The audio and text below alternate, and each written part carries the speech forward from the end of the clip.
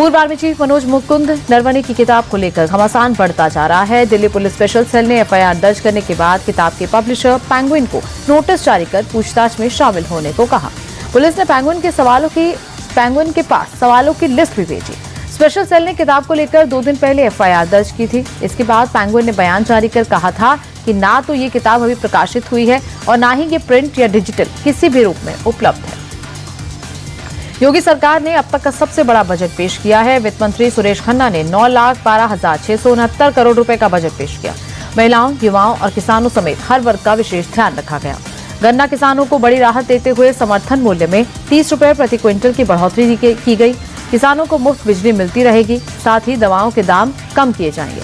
युवाओं को रोजगार के लिए ट्रेनिंग सेंटर और डेटा सेंटर बनाए जाएंगे। योगी सरकार ने अपना 10वां बजट आज पेश किया। बजट को लेकर सीएम योगी ने कहा, हर वर्ग का ध्यान रखा गया। पिछले 9 साल में यूपी में टैक्स चोरी बंद हुई। हमने कोई नया टैक्स नहीं लगाया। लगातार राज्य का बजट बढ़ रहा है।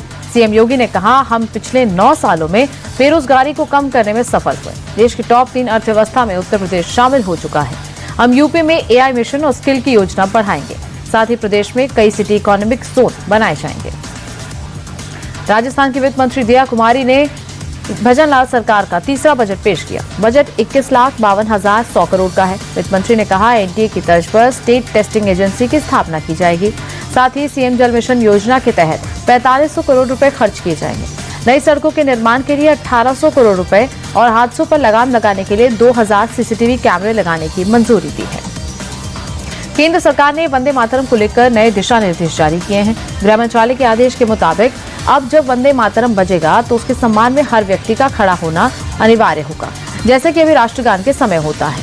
साथ ही सरकारी कार्यक्रमों में वंदे मातरम के 6 श्लोकों का गायन या वादन 3 मिनट 10 सेकंड तक जरूरी होगा। आदेश में यह भी कहा गया कि राष्ट्रगान से पहले वंदे मातरम का 6 श्लोकों वाला संस्करण बजाया या गाया जाना अनिवार्य होगा।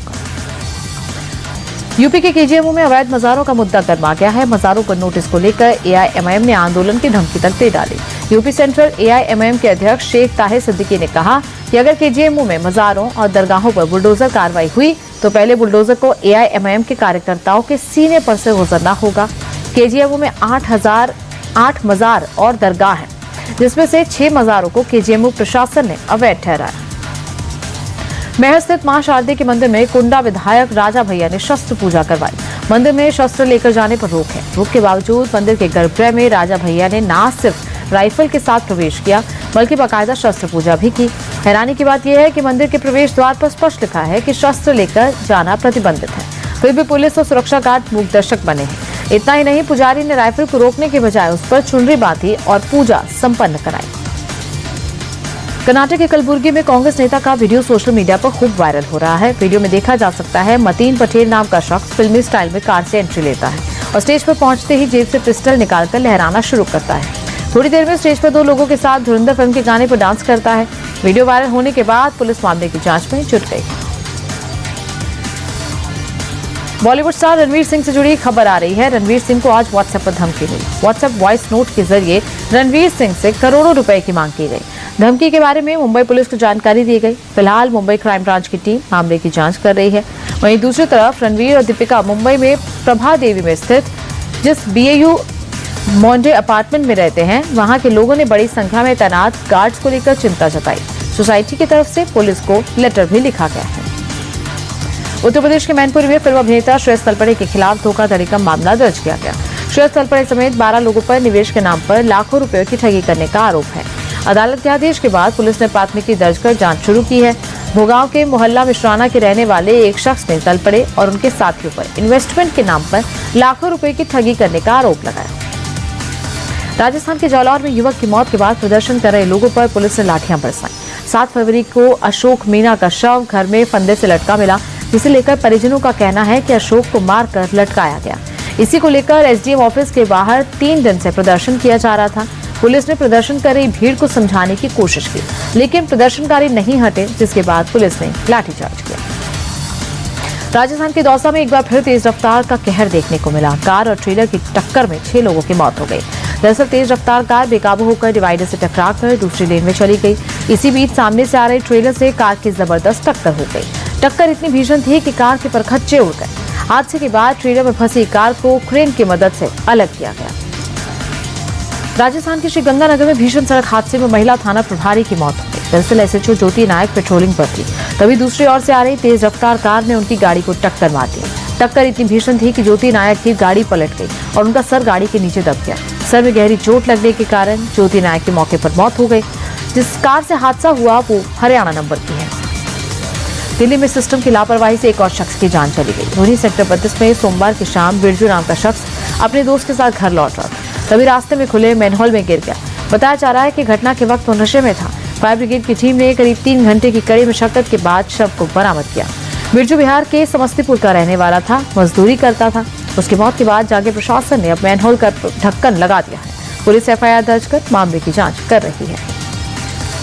यूपी के भदौई में भूमि विवाद में एक युवक की गोली मारकर हत्या कर दी गई, जबकि 2 लोग घायल हैं। पुलिस ने 3 लोगों को हिरासत में लिया। घटना के बाद गांव में अफरा तफरी मच गई। बताया जा रहा है कि आशीष यादव अपनी जमीन पर बैरिकेडिंग कर रहा था और इसी दौरान वहां 6-7 लोग लाठी डंडे लेकर मौके पर और हमला कर दिया। एक आरोपी ने लाइसेंसी रिवॉल्वर निकालकर 3 राउंड फायरिंग की, जिसमें एक युवक की मौत हो गई। पुलिस ने 3 लोगों को हिरासत में लिया। मथुरा के गोवर्धन में थाने से चंद कदमों की दूरी पर एक युवक के अपहरण की कोशिश की गई। ये पूरी घटना गोवर्धन दान घाटी मंदिर के पास हुई। पीड़ित दुष्यंत निवासी भवनपुरा एक पुराने मामले में गवाह है। आरोप है कि इसी मामले में फरार चल रहे आरोपियों ने दुष्यंत को सरेराह घेर लिया और जबरन गाड़ी में डालने की कोशिश की। जान बचाने के लिए भागकर थाने के अंदर घुस गया, तब कहीं जाकर उसकी जान बच सके। यूपी के प्रतापगढ़ में मॉर्निंग वॉक पर निकली महिला को रोडवेज बस ने टक्कर मार दी। टक्कर इतनी जबरदस्त थी कि महिला उछलकर सड़क पर जा गिरी। महिला का पैर बस के नीचे आ गया। पूरी घटना सीसीटीवी में कैद हुई। बस के पहिए के नीचे आते ही महिला का दाहिना पैर कुचल गया, जिसके बाद डॉक्टर्स को इलाज के दौरान पैर काटना पड़ा। फिलहाल पुलिस ने आरोपी ड्राइवर को गिरफ्तार कर लिया। यूपी के मुजफ्फरनगर से दिल दहला देने वाला एक वीडियो सामने आया। सीसीटीवी में छोटे बच्चों के साथ स्कूटी पर सवार महिला की स्कूटी सीधा दीवार से जा टकराई। मौके पर खड़े लोगों ने दौड़कर महिला और बच्चे को नाली से निकाला। दीवार से टकराने के चलते बच्चे की हालत गंभीर है। महिला चालक घायल है। महिला की लापरवाही का वीडियो सोशल मीडिया पर वायरल हो रहा है। महाराष्ट्र के पालघर में पायलट की सूझबूझ से बड़ा हादसा टल गया। मुंबई के जुहू से सूरत के लिए रवाना हुए हेलीकॉप्टर में तकनीकी खराबी आई, जिसके चलते पालघर में इमरजेंसी लैंडिंग करानी पड़ी।